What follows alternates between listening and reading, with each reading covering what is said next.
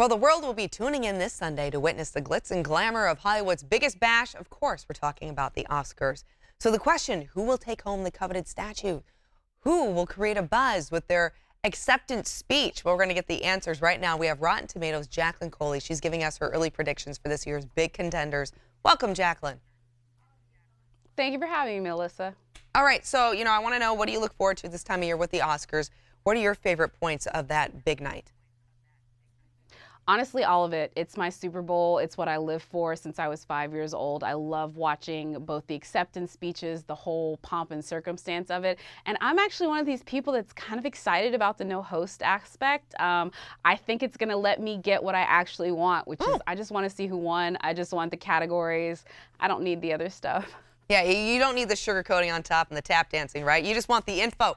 You want to see what's going to happen. Who are the winners? Exactly. Okay, so let's talk about... Exactly. I want to talk about the films that all the buzz is around, because we've already seen them perform well already at some of the other award ceremonies. First one, A Star is Born.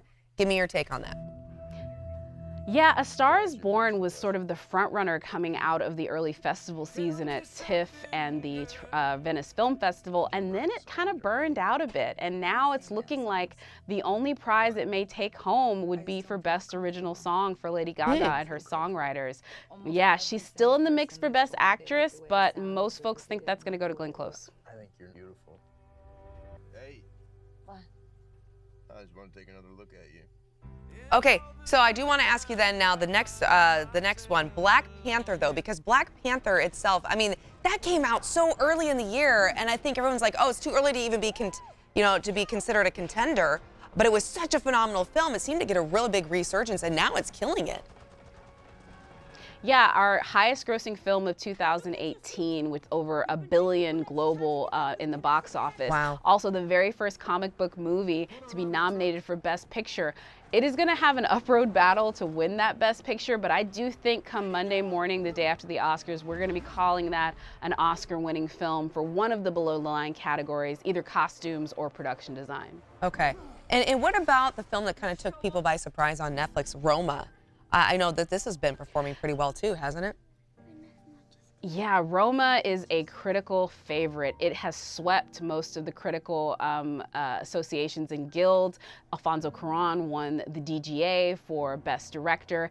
And right now, if there was going to be a favorite, although it's just a small one, it would be for Netflix's Roma. But there's a bit of controversy there too, because not everybody is 100% for the idea of a streaming giant winning Best Picture at the Oscars. Yeah, I was wondering kind of what the temperament was on that, or the temperature of everyone, because of the fact that it is not this big, release in the theaters that we're also accustomed to when we like to celebrate, that it actually came out streaming. So I can kind of see people holding back on that.